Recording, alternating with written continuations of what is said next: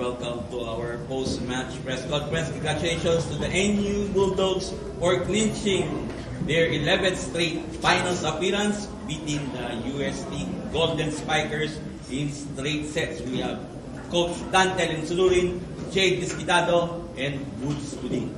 Coach, congratulations for this victory sa Final Four. 7 titles na napanalunan mo sa UAP. You're gunning for your 8th as head coach of the Bulldogs. Your thoughts about ito? Panibagong chance para makumpleto nyo yung 6 feet. Unang-una, siyempre, sobrang thankful ako sa player ko. Pumunta sila dito talaga yung mindset na nakakunin yung game. Yun na yung pinahawak ko sa kanila kasi nakita ko sa kanila na sa training pa lang, nakuha na namin kung ano yung gusto namin gawin, ano yung dapat adjustment. And yun, siguro, sobrang happy lang sa naging performance. Although, siyempre, yung naging problema rin ng kasi ni UC, mas marami sila nag-unforcero, kaya siguro nakabuelo kami. Kaya yun, sobrang thankful sa pangalan naman. Thank you so much to Jade. 11 attacks, 10 extra receptions, and 5 digs. So, yun nga, may chance kayo na mag 6 feet. So, ano yung masasabi mo na yung second set nyo, kinapita nyo para manalo kayo ng set at eventually makuha nyo yung Final Four match? Nagpapasalamat ako sa mga teammates ko syempre kasi hindi sila bumitaw sa kahit mahirap yung sitwasyon na kinapitan nila, sabay-sabay kami lumaban. Ayun, thank you sa mga teammates ko. Thank you. Thank you so much to Woods. 17 attacks, 2 blocks, 18 extra receptions. So, another finals appearance and hopefully mapanatili sa inyo yung championship. So, your thoughts about this game at moving forward, ano yung kailangan yung i-fix heading into your finals match against FPU? Siguro una namin gagawin siguro is talagang mag-rest and mag-viewing, tapos sana yung paghandaan ko rin dapat namin paghandaan kasi knowing FPU isa rin sa talagang contender ngayong season, so kailangan talaga yung paghandaan. Every single day dapat focus kami, dapat bitin din yung ginagawa namin para pagdating ng game mas pulido lahat ng gagawin namin. Thank you, Woods. Okay, the floor is open for questions. Coach, yung past meetings yung with USC medyo dikit or napapala ko kayo sa USC, pero this time around, mula first serve hanggang sa dulo kayo ng tik-tik ng tempo. So, gano'n pala nagustuhan yung pinakita ng inyo today against the USC sa USC? Siguro yung last interview ko sa ito naman, siguro yung sa experience talaga. Kaya lumamang kami this day kasi ilang beses namin sila kalaban. Siguro yung adjustment ng mga players ko is na madali nilang nakuha. Kaya yun, nakuha agad namin yung game. And thankful ako sa mga naging sitwasyon namin kahit yung mga sa coaches ko talagang tumulong talaga para mapadali yung laro ngayon.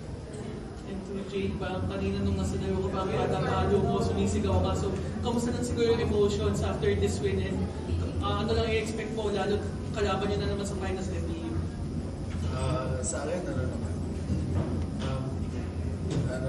nasa isip ko lang is kailangan ko talaga bumawi kasi yung mga nakarang performance ko talaga parang masama talaga naging performance ko. So, ang mindset ko lang ngayon, sumunod lang sa mga coaches at laruin ko lang yung best ko, tsaka tulungan ko yung team kung paano kami nanalo. Woods, last three games ko lahat against UST. So, gano'n ka lang natuwa din na pinupush kayo ng UST. So, gano'n ka lang thankful na kada laro nyo against UST, pinupull kayo na lessons and experiences para pagdating ng finals, magamit nyo sila. Actually, magandang experience na ganito nangyayari sa amin na natalo kami ng twice, nakaangat kami kasi doon mas detest yung mental namin kung paano ba kami ulit umangat. Mas naging maganda siya, naging preparation siya going to finals kasi mas na-test yung character namin sa loob ng court and yung mga attitude namin outside the court. Doon kami mas nasubukan, doon namin mas nakilala yung isa't isa kung ano ba talaga kung sino ba talaga yung teammate namin, kung sino ba talaga kami. And doon kasi mas na-build yung trust sa isa't isa Kumbaga, maniwala kami sa lahat, sa teammates, sa coaches, sa sistema, and yun, lahat nagbuwa. Coach, 6 feet on the line against FPU, paano ba lang i-make sure din na kumbaga hindi masyadong mag-focus yung team sa goal na 6 feet kasi at the end of the day, ang focus naman talaga muna is to win the championship na lang muna. Siguro, hindi yung nagiging namin, sikreto namin kasi hindi kami talaga nagpo-focus dun sa 6 feet na yun. More on focus kami sa ginagawa talaga namin everyday para mag-improve kami. And yun sa game nga, and ano pa yung mga nagiging problema namin, more on focus na talaga.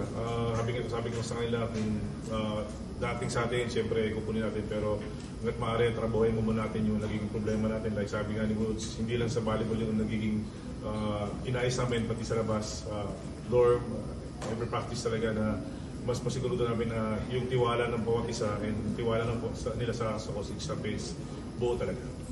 Woods, medyo same question lang as one of the team's leaders. Paano mo na make sure na hindi kayo masyadong nakafocus sa goal nga na makakompete ng 6 feet, pero yun nga, mag-focus muna kayo sa goal nga of winning the championship against FP? Lagi naman kami nire-remind ng mga coaches na one game at a time lang naman. Kasi, kumbaga, pag masyado mo kasi pinocus yung sarili mo dun, kumbaga parang out of focus kayo. Kumbaga, one game at a time, kasi dun din man pupunta eh. Kapag nanalo kami, darating din namin yung point na magiging 6 feet kami. Yun naman talaga yung goal namin, pero hindi namin masyadong iniisip na 6 feet na yung aabutin namin. Basta ang goal namin this season is makuha yung championship. Na sabay-sabay kami aabutin yung pinapangarap ng buong team namin. Coach, season 87, game 1, FPU yung nanalo. How are you going to approach lang yung game 1 na hindi maulit yung same scenario last year na nakauna sila in this championship? Siguro ngayon, mas maganda dahil mahaba yung preparation namin kasi meron kaming doon na pahinga. Siguro, talagang i-detalye namin sa mga players namin kung saan kami advantages at kami nagiging may problema pagdating sa matchup sa UFPU. Siguro, ganun lang yung gagawin namin. And yan, natrabahin ulit namin sa training ngayon para pagdating ng game, masigurado ko yung player ko is ready talaga sa game. Coach, kayo lang yung tumalo sa FPU sa second round. And after that loss, hindi na sila natalo ulit. And talagang determinado na, syempre, bawian kayo from that loss. So, ano yung nare-remind mo sa team pa? Syempre, the last season is different season and this season kasi syempre, ibang laban ngayon. Well, alam mo, kung sino man yung pinaghahandaan namin talagang nagpo-focus muna kami doon. Wala kaming inisip na baka makalaban namin to, makalaban na. Basta kung sino lang yung harap namin, pag-aaral namin ng mabuti, kung ano yung pwedeng adjustment na gagawin namin. And like ngayon, FPU, mag-focus kami doon sa mga past game nila na kailangan namin makita kung saan yung kami makakapunto sa kanila o makakapunto. Siguro, yun lang mas gano'n lang talagang gagawin namin, pag-aaralan talaga namin. Congratulations, Coach Dante J. And we'll see you sa final. Thank you. Thank you. Stats bell. Thank you. Wala pa.